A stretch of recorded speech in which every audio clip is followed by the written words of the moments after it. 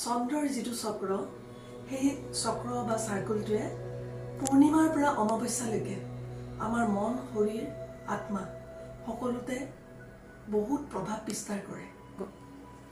পূৰ্ণিমাৰ পৰা অমাৱস্যালৈকে চন্দ্ৰটো যেনেদৰে ক্ষয় গৈ থাকে তেনেদৰে আমাৰ শৰীৰৰ ভিতৰত থকা নিগেটিভিটিবোৰ আমি যদি কনচিয়াছ হওঁ আমি বহুত পৰিৱৰ্তন আনিব পাৰোঁ। যিসকল ব্যক্তিৰ খুব বেছি অন্তৰত দুখ ক্ষোভ বেদনা বা ঘাত প্ৰতিঘাত থাকে তেওঁলোকে এটা কাম কৰিব পাৰে।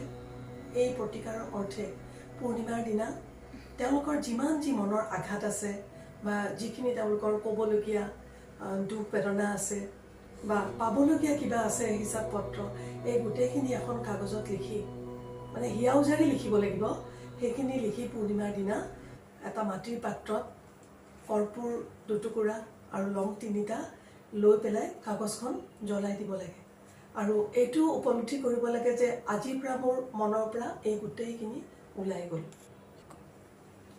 ঠিক তেনেদৰে অমাৱস্যাৰ দিনৰ পৰা যেনেদৰে চন্দ্ৰটো কলা কলাকে আগবাঢ়ি যায় মানে বাঢ়ি যায় ফুল মুনলৈ পূৰ্ণিমাৰ দিনলৈ, ঠিক তেনেদৰে আমিও এটা নতুন জীৱন যাত্ৰা আৰম্ভ কৰিব পাৰোঁ।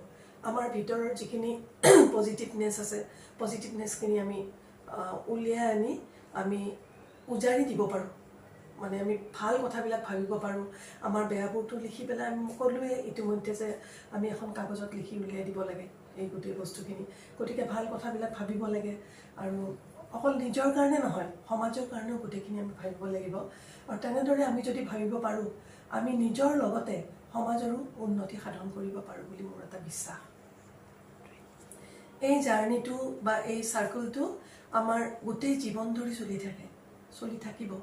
কাৰণ অমাৱস্যাৰ পৰা পূৰ্ণিমা, পূৰ্ণিমাৰ পৰা অমাৱস্যা, ঠিক তেনেদৰে আমাৰ জীৱন যাত্ৰাটো সৰুৰ পৰা একদম কেঁচুৱা কালৰ পৰা শিশুৰ পৰা ডেকাৰ পৰা একেবাৰে বৃদ্ধ কাললৈকে আমাৰ এই জাৰ্ণিটো বা চক্ৰটো চলিয়ে থাকিব।